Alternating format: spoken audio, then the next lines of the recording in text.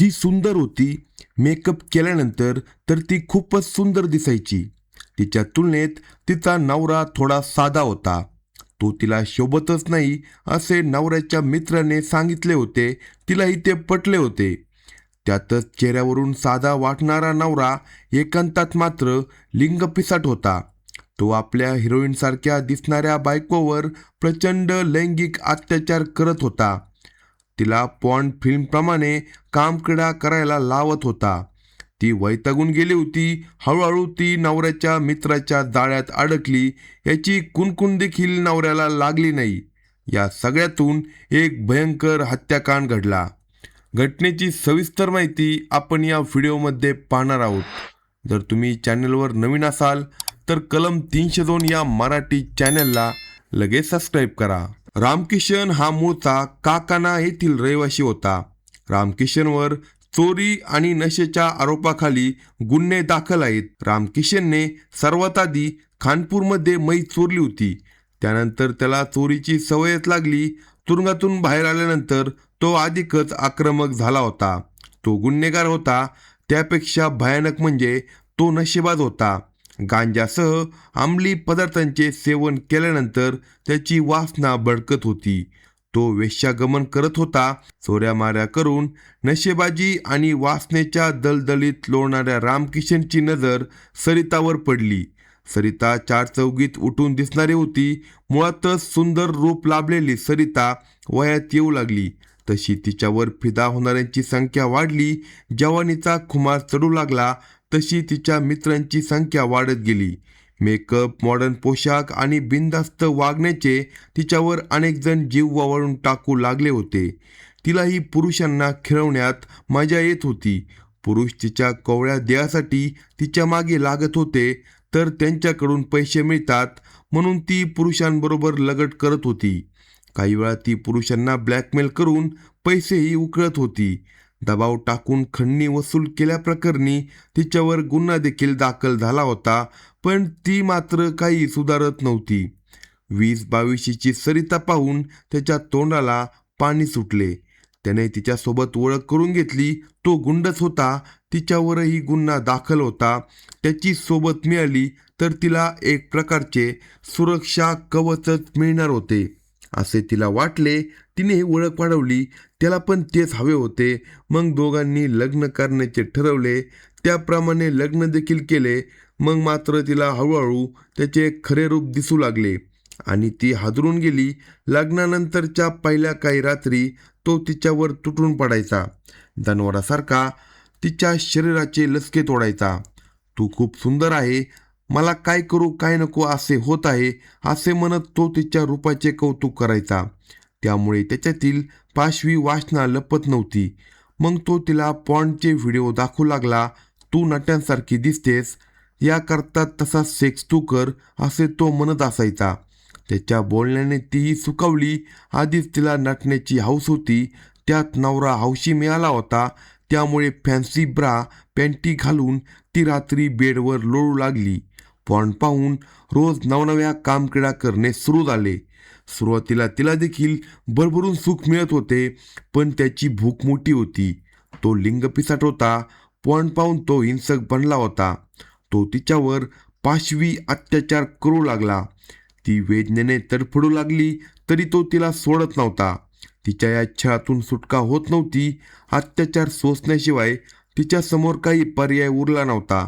ती अत्याचार सोसत होती. निसर्ग आपले काम करत होता. तिला 3 मुले झाली होती. संसार होता. पण त्याची रामकिशन किंवा सरिता दोघांनाही काही काळजी नव्हती. सरिता सोशल मीडियावर रमत होती. नटून टटून व्हिडिओ बनवत होती. तिचे फॅन्स वाढत होते. काही व्हिडिओमध्ये तिच्यासोबत रामकिशन देखील असायचा. जेव्हा ही जोडी बघून लोक चेष्टा करायचे, हा कोण आहे, तुला शोभत नाही अशा कमेंट करायचे.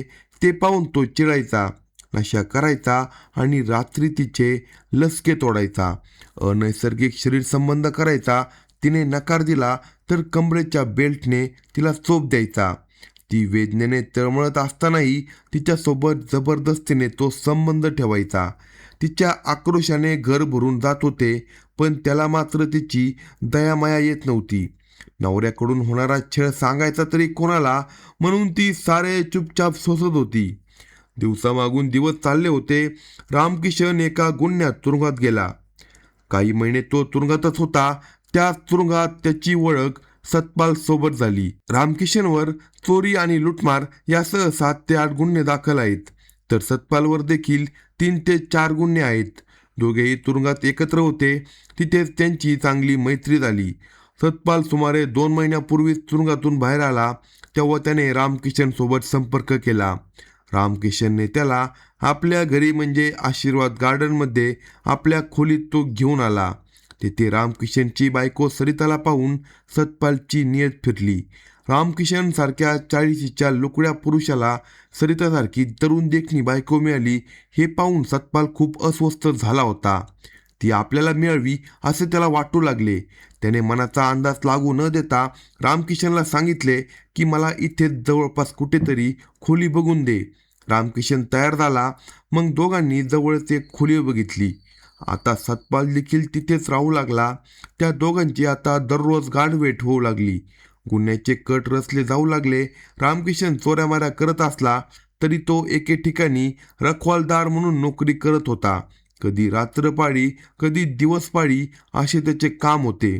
दिवसात तो कामावर गेला की सतपाल घरी येऊ लागला. सरितासोबत गप्पा मारत बसू लागला. बोलता बोलता तो तिच्या रूपाचे कौतुक करू लागला. तो म्हणाला, तुम्हाला पाहिले तेव्हा मला पटलेच नाही की तुम्ही रामकिशनची बायको असाल म्हणून. ती म्हणाली, असे का वाटले? अहो, तो कसा आहे आणि तुम्ही किती सुंदर आहे. ती लाजून म्हणाली, काहीतरीच तुमचं. नाही वहिनी, खरोखरच तुम्हाला तो अजिबात शोभत नाही.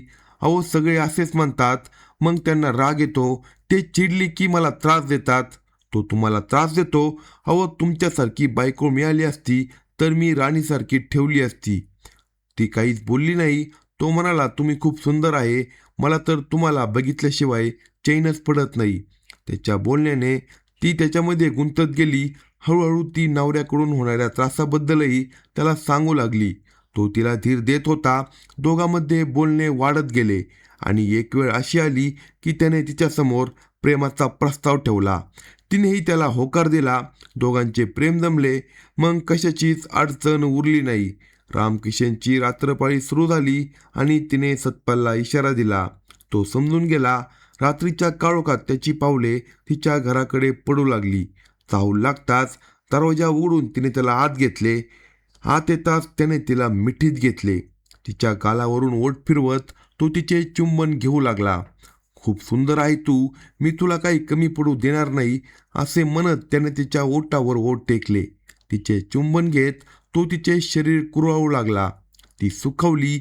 एखाद्या जनावरासारखा शरीर कुस्करणारा, मारहाण करणारा, चावे घेणारा लिंगपिसाट नवरा तिला कधीच इतके हळुवार प्रेम देऊ शकला नव्हता. पण सतपाल तिला अगदी हळुवारपणे फुलवत होता. तिच्या अंगावर रोमांच उभे राहिले होते. त्याचे ते कुरवळणे तिला हवेहवेसे वाटू लागले. ती हरकून गेली.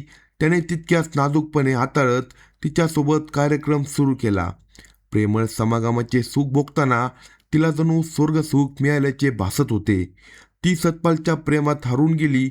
नवऱ्याच्या रानटीपणाला कंटाळलेल्या सरिताला सतपालच्या रूपाने एक प्रेमळ समजूतदार साथीदार मिळाला होता. त्या दोघातील प्रेम फुलत गेले. त्याने तिला आधार दिल्याने तिला आता नवरा नकोसा वाटू लागला. तिच्या वागण्यात पडलेला फरक रामकिशनला जाणवू लागला. तसेच सतपालचे वारंवार घरी येणे, त्याच्यासोबत बायको सरिताचे आपुलकीने बोलणे त्याला आता खटकू लागले. मनात कायमच वासनेचा विचार करणाऱ्या रामकिशनला त्या दोघांमधील जवळीक आता खटकली होती. त्यामुळे आता तो तिला जास्त त्रास देऊ लागला. तिच्यावर लैंगिक अत्याचार करू लागला.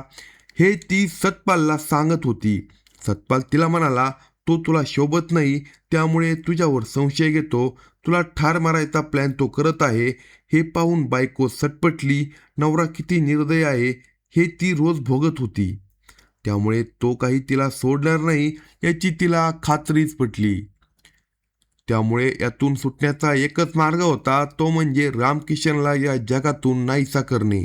तिने हा विचार सतपालला बोलून दाखवला. त्याने देखील तिला सहमती दर्शवली. दोघांनी मिळून कारस्थान रचायला सुरुवात केली. सतपाल आणि सरिता दोघे मिळून रामकिशनचा काटा काढण्याचा प्लॅन आखत होते. कधी एकदा त्याचा मृत्यू होतो आणि या छळातून सुटका होते असे तिला वाटत होते, पण तो मरावा आणि सरिता आपल्याला कायमची मिळावी असे सतपालला वाटत होते. पण ती काही संधी मिळत नव्हती. दरम्यान दिनांक 5 जानेवारीच्या संध्याकाळी सरिताने नवरा रामकिशनकडे 3,000 रुपये मागितले होते. तिला शॉपिंग करायची होती, पण त्याने पैसे द्यायला नकार दिला. त्यामुळे ती चिडली आणि त्या दोघांमध्ये भांडण झाले. काही वेळाने दोघांचे भांडण शांत झाले. ती मनातून प्रचंड संतापली. आजच काही तो साक्षमोक्ष लावायचा हे तिने मनाशी पक्के केले. काही वेळाने तो नशा करून घरी आला. घरी येताच त्याने तिच्यासोबत चाळे करायला सुरुवात केली. त्याने तिला दोघांसाठी एकच ताट करायला सांगितले. तिने चुपचाप तो सांगतो तसे केले. दोघांनी एकाच ताटात जेवण केले. त्याने तिला प्रेमाने घास भरवले. तसेच तिलाही तो म्हणला, मला देखील तू घास भरव. तिनेही त्याला घास भरवले. जेवण खाणे आटोपल्यानंतर तो बेडवर पडला. ती कामे आवरून घरी आली तेव्हा त्याने तिला मिठीत घेतले. त्याने नशा केली होती. नेहमीप्रमाणे त्याने तिचे कपडे उतरवले. दोघेही पूर्ण नग्न होऊन बेडवर पडले. त्याने तिच्यावर अनैसर्गिक कामक्रीडा करण्याचा दबाव टाकला. तिचे काही चालले नाही. तो सांगेल तसे ती करत होती. तो तिचे लसके तोडून शांत झाला आणि झोपी गेला. त्याला माहीत नव्हते की पुढे नेमके काय होणार आहे. रामकिशन झोपल्यानंतर सरिताने सतपालला कॉल केला. आजच त्याचा खेळ खल्लास करायचा असे तिने सतपालला सांगितले. तिकडे सतपालने देखील कशाचीच तयारी केली नव्हती, पण तरीही तो आला. तो काही वेळातच तिच्या दारात पोहोचला. तिने दरवाजा उघडून त्याला आत घेतले. रामकिशन नशा करून झोपल्याने त्याला जाग येणार नाही याची त्या दोघांनाही खात्री होती. पण त्याला ठार करायचा कसा, त्याला मारायचा कसा याचा ते विचार करू लागले. दुसऱ्या क्षणी सतपालने बेडवरची उशी उचलली आणि तो रामकिशनच्या उरावर बसला. त्याने ती उशी रामकिशनच्या तोंडावर दाबून धरली. श्वास गुदमरला तसा रामकिशन तडफडू लागला. पण सतपाल अंगावर बसला असल्याने त्याला हालचाल करता येत नव्हती. तर चिडलेल्या सरिताने रामकिशनची अंडरवेअर खसकून ओढली आणि त्याचे गुप्तांग मुठीत पकडले. याचा माज होता ना तुला, आता मर असे म्हणत तिने त्याचे गुप्तांग जोरात दाबले. तो अत्यंत वेदनेने तडफडला. तिने पकड सैल केली आणि क्षणार्धात पुन्हा गुप्तांग जोरात पिळले. रामकिशनची नशा कधीच उतरली होती. तो वेदनेने गुरासारखे ओरडू लागला होता. पण तोंडावर उशी दाबली गेल्याने त्याच्या तोंडातून वेदनेची एकही किंकाळी बाहेर पडत नव्हती. ज्या खोलीत सरिताच्या वेदनेचा आक्रोश घुमत होता त्याच खोलीत आज रामकिशन देखील वेदनेने तडफडत होता.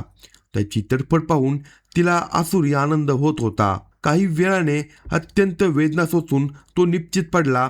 हत्येनंतर सतपाल बाईक घेऊन पसार झाला. तर काहीच झाले नसल्याच्या आविर्भावात बायको सरिता वावरू लागली. तिने तिच्या नवऱ्याचा मृतदेह चादरने झाकून ठेवला. दिवस उगवला तशी ती 2 मुलांना घेऊन घरातून बाहेर पडली. जाताना तिने शेजारीच राहणाऱ्या तिच्या सासऱ्यांना सांगितले की रामकिशन सकाळी उशिरा उठणार आहे. काही वेळानंतर तिसरा मुलगा वडिलांना उठवायला गेला तेव्हा रामकिशनची काहीच हालचाल होत नव्हती. हे पाहून तो घाबरला. त्याने पळत पळत येऊन आजी आजोबांना ही माहिती दिली. त्यांनी खोलीत जाऊन पाहिले असता रामकिशन बेडवर मृत अवस्थेत पडला होता. हे पाहून त्याचे नातेवाईक आक्रोश करू लागले. कुणीतरी पोलिसांना माहिती दिली. पोलीस घटनास्थळी दाखल झाले. घटनास्थळी पाहणी केली असता त्याचा खून झाल्याचे पोलिसांच्या लक्षात आले. मृतदेहाजवळ एक उशी सापडली. त्याच्या गुप्तांगावर जखमा आणि सूज होती. त्यामुळे संशय निर्माण झाला. तसेच त्याची बायको सकाळीच निघून गेल्याने तिच्यावरच संशय बळावला होता. पोलीस तिचा शोध घेऊ लागले. ती काही सराईत गुन्हेगार नव्हती, त्यामुळे तिला पकडणे पोलिसांना कठीण गेले नाही. तिने सुरुवातीला आपल्याला काही माहीत नसल्याचा बनाव करण्याचा प्रयत्न केला, पण पोलिसांसमोर ती फार काळ टिकाव धरू शकली नाही. अखेर तिने खून केल्याचे कबूल केले आणि तिला मदत करणाऱ्या प्रियकर सतपालचे नावही सांगितले. सरिताने पोलिसांना नवऱ्याकडून होणाऱ्या छळाच्या खुणा दाखवल्या. सरिताने पोलिसांना सांगितले की रामकिशन पॉर्न चित्रपट पाहून तशाच प्रकारे संबंध ठेवायला लावत असायचा आणि बेल्टने मारहाण करत असायचा. लैंगिक संबंध ठेवण्यापूर्वी तो अनेकदा नशा करत असायचा. नवऱ्याच्या वारंवार होणाऱ्या मारहाणीला कंटाळून बायको सरिताने यापूर्वीही पतीला मारण्याचा प्रयत्न केला होता, परंतु ती प्रत्येक वेळी अयशस्वी ठरत होती. दोघांच्या वयातही मोठे अंतर असल्याने सरिताला तिचा नवरा आवडत नव्हता, तर प्रियकराने तुम्हा दोघांची जोडी शोभत नाही असे सरिताला अनेकदा सांगितले होते. ती पोलीस कोठडीत असून तिचा प्रियकर सतपाल खून करून पसार झाला आहे. तो अद्याप पोलिसांच्या हाती लागलेला नाही. त्याच्या शोधासाठी 2 वेगवेगळ्या टीम नियुक्त करण्यात आल्या आहे. अधिक तपास सुरू आहे. अशाच नवनवीन क्राईम स्टोरी ऐकण्यासाठी कलम 302 या मराठी चॅनेलला लगेच सबस्क्राईब करा आणि आपल्या प्रतिक्रिया कमेंट बॉक्समध्ये कळवा.